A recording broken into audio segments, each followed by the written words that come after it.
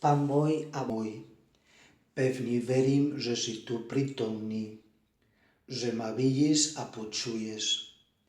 Kláňam sa ti s hlbokou úctou. Prosím ťa o odpustenie mojich hriechov a o milosť, aby som užitočne prežil túto chvíľu modlitby. Moja nepožmrná matka, svätý Jozef, môj otec a pán, môj aniel strážny, orodujte za mňa. Dnes by som chcel začínať našu modlitbu s jednou otázkou nášmu pánovi, ktorá bola jedna z najjasnejších pochval, ktorú ty si dal, Pane, v Evangeliu. Si myslím, že všetci tušíme vedieť, čo dojíma nášmu pánovi, alebo ako by sme mohli dostať od neho konkrétnu pochvalu. A svätý Ján vysvetľuje to veľmi dobre, keď hovoril o Filipovi. Keď Filip sa stal učeníkom nášho pána, potom sa stretol s Natanaelom a povedal mu, že on našiel Mesiáša. Ale Natanael tomu neveril. Filip ho presvedčil, aby šiel s ním, a keď Ježiš videl prichádzať Natanaela, povedal o ňom: toto je pravý Izraelita, ktorom niet lesti. Toto je pravý Izraelita. Toto je pravdivá pochvala. Ježiš ocenuje spomedzi cnosť úprimnosti. Natanael bol človek, ktorý nemal tendenciu simulovať. Jeho slova a jeho správanie vyjadrujú to, čo mal v jeho srdci a v jeho hlave. Nemyslel jednu vec a hovoril inú. Bol ľahké poznať to, čo mal vo vnútri seba samého. Ježiš pochválil Natanaela kvôli jeho úprimnosti.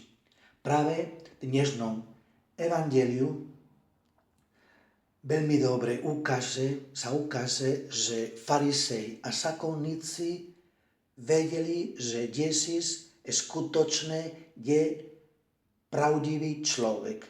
A preto povedali: učiteľ, vieme, že vždy vravíš pravdu.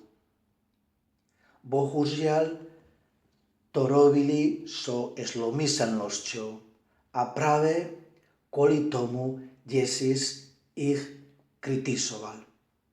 Kritizoval ich pokrytectvo. Beda vám zákonníci a farizei, pokrytci. Boli pokrytci, pretože hovoria, ako povedal Ježiš, a nekonajú všetko, čo robia.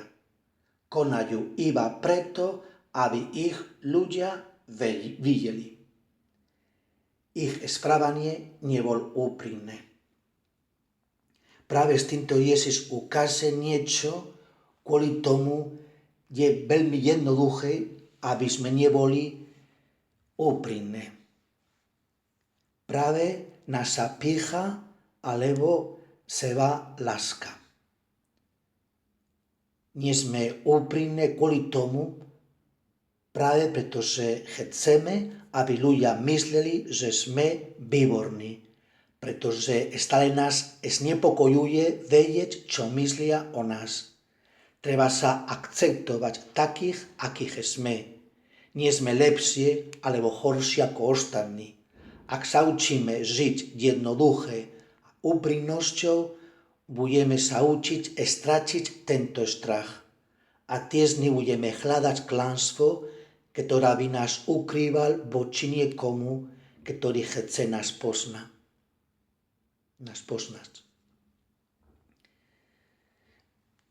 Je to pravda, že byť úprimný neznamená povedať všetko všetkým. Nie je to isté, keď rozprávame s rodičmi alebo s kňazom. Ale vieme, že máme radi pravdu, ak sa snažíme vždy povedať pravdu. Rozprávať o veciach, ako tieto veci boli. Nevymyslieť si. Mať rád pravdu znamená tiež uznať to, čo sme urobili zle.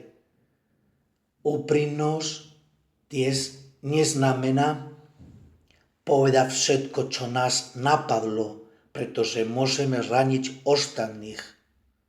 Alebo niekedy kvôli láskavosti tiež netreba povedať všetko. Tiež vieme veľmi dobre, že máme radi pravdu, keď neukrývame pravdu, aj keď to nás niekedy škodí, alebo to nás vadí. Napríklad to znamená byť koherentný s tým, čo veríme. Ako napríklad, keď rozhovor ide o vieru, o Ježíša Krista a sa nechambíme to uznať. To má tiež ako dôsledok, že žijeme slobodou, pretože žijem s tým, čo verím, čo cítim a myslím. Tiež treba skúsiť byť predovšetkým úprimný s týmito ľuďmi, ktorí majú právo mať podiel na našu intimnosť, ako naše rodičia, blízki, priatelia, kňaz.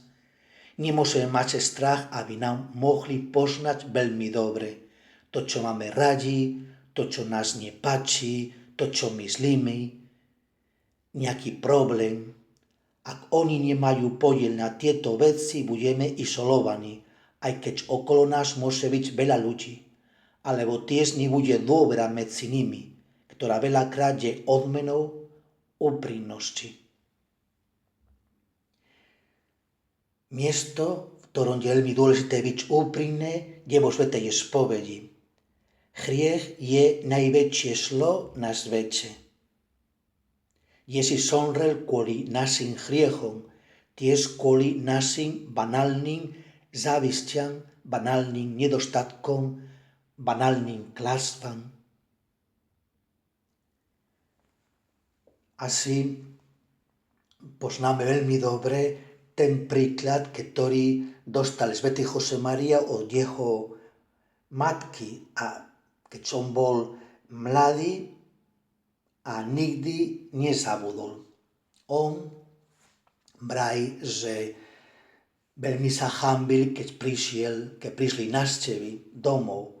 A kvôli tomu, keď on vedel, že už sú doma, hneď sa schoval pod posteľou. A keď to vedela jeho mama, išiel tam do jeho izby a na konci povedal Josemariovi: Josemaria, hanbi sa iba za hriechy. Práve vďaka svätej spovedi rastie naše poznanie o seba samého. Rastie pokoru. Aby sme vedeli, že sme úprimne vo svätej spovedi, jedna vec je vedieť, ak je konkrétna. Pretože spoveď neobsahuje všeobecné frázy. A tiež je veľmi potrebné predovšetkým vedieť príčinu všetkých našich slabostí. To naozaj nám môže veľmi pomáhať, aby sme sa vyspovedali veľmi dobre. A na to je veľmi potrebné byť úprimné so seba samými.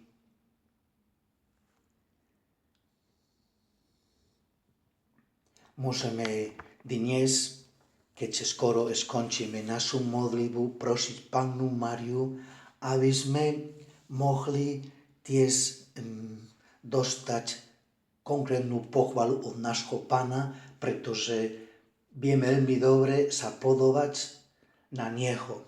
A môžu sa opakovať v našom živote tieto slova, ktoré sme dnes čítali Evangelium. Učiteľ, vieme, že vždy pravíš pravdu a podľa pravdy učíš Božej ceste. Neveríš ohľad na niekoho, lebo nehľadíš na osobu človeka. Ďakujem ti, Bože môj, za dobre predsavzatia, náklonnosti a unúknutia, ktoré si mi daroval v tomto rozjímaní. Prosím ťa o pomoc, aby som ich aj uskutočnil. Moja nepoškvrnená matka, svätý Jozef, môj otec a pán, môj aniel strážny, orodujte za mňa.